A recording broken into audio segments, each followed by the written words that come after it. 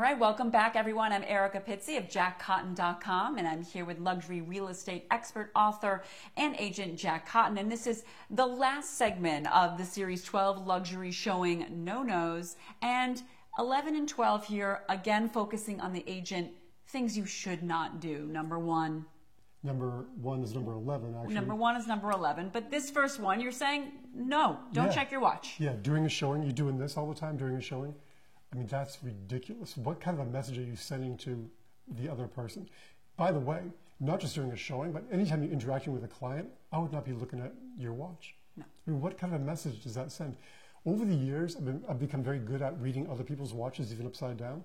And so you have to learn how to do that. If you really need to know what time it is, do that. Now, if you need to know what time it is because you're going to be late for another appointment, tell them. I need to check the time because I want to make sure to call the other agent if we're going to be a little bit late. Then you look at your watch. You tell them you're doing it, but otherwise you give them the signal that, you know, I'm bored, this is taking too long. You got somewhere better to be. Yeah. We had an agent a couple of weeks ago at a showing say, I thought you were going to be here all day. I mean, they were there with the architect. I mean, they're going to be there for a while, but to make a comment like that, that's just not good. So don't look at your watch during a showing. And then we come to the last one, number 12. Yes. It's my favorite one. This one makes me nuts, which is closing up the house while the buyer is still in the house.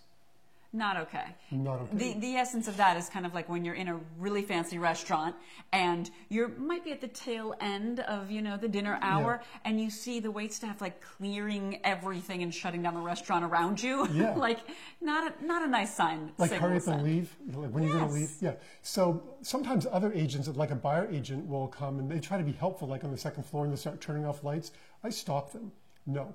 I'll take care of that. Don't worry about that. Until I see the taillights of that buyer agent with the buyer heading out of the driveway, I don't turn anything off. And sometimes they stand out in the driveway and talk.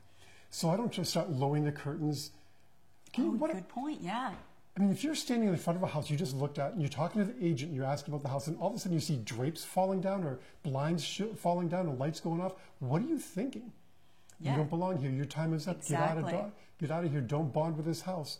Just don't do it. Wait. I know it's going to take longer, but you know what I do? I go to the other side of the house. If they're talking in the front lawn, I'll turn off stuff in the basement. I'll go to the back of the house and start turning things off. But what if they want to come back and see something again? Yeah.